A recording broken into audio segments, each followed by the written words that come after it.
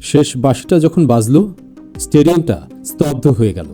কারণ দিন শেষে এটাই বাস্তবতা, ভুল করলে শাস্তি পেতেই হয়। আমরা ভুল করেছি, আর হংকং সেই সুযোগটা কাজে লাগিয়েছে। কিন্তু সেই রাতে স্কোরবোর্ডের আড়ালে আরেকটা গল্প লেখা হচ্ছিল। দেখলাম হামজা, কি আগুন ছিল তার পায়ে, তার চোখে। একটা অসাধারণ ফ্রি কিক, যা বলে দিল ম্যাচ যত কঠিনই হোক সে তার সবটা দেবে। তার প্রতিটি দৌড়ে ছিল এক একটা প্রতিজ্ঞা, এই দলের জন্য, এই দেশের জন্য। সে নিজের সবটুকু উজাড় করে দিয়েছে। আর সমিত সোম একেবারে ক্লাস দেখিয়ে দিল। একটা গোল, যা কিনা আত্মা ফিরিয়ে এনেছিল পুরো টিমের। পিছিয়ে থেকেও যে সমতায় ফেরা যায়, সেই প্যাশনটা দেখিয়েছে সে। প্রথম আন্তর্জাতিক গোল, কিন্তু চাপ সামলানোর ক্ষমতা ছিল অবিশ্বাস্য।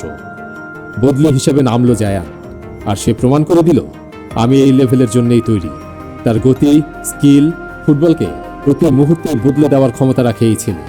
সে বিলং করে এখানে। আর আমাদের ক্যাপ্টেন জামাল ভুঁইয়া, তার খেলা দেখলেই বোঝা যায় তার ভেতরে একটা নেভার সে ডাই জিত কাজ করে।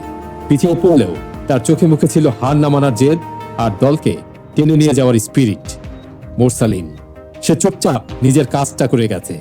কঠিন পরিস্থিতিতেও সে গোল এনে দিয়েছে, দেখিয়ে দিয়েছে তার ফিনিশিং ক্ষমতা। আর ফাহমুদুল যখন মাঠে নামলো, তার চোখে ছিল শুধু চেষ্টা আর ভরসা। এই হারটা কষ্টের, কিন্তু এটা প্রমাণ করে আমাদের ছেলেরা ফাইট করতে শিখছে। শেষ মুহূর্ত পর্যন্ত তারা যে স্পিরিট দেখিয়েছে, সেটাই আমাদের ফিউচার। এই ভুলগুলো শুধরে, এই প্যাশনকে সম্বল করে আমরা নতুন করে শুরু করব। এখনো সামনে অনেক কঠিন পথ, কিন্তু যদি এরকম প্যাশন আর জেদ থাকে, তাহলে বাংলাদেশের ফুটবলে বড় কিছু হতে যাচ্ছে। এই হার শুধু একটা মোড়, আসল খেলা তো এখন শুরু।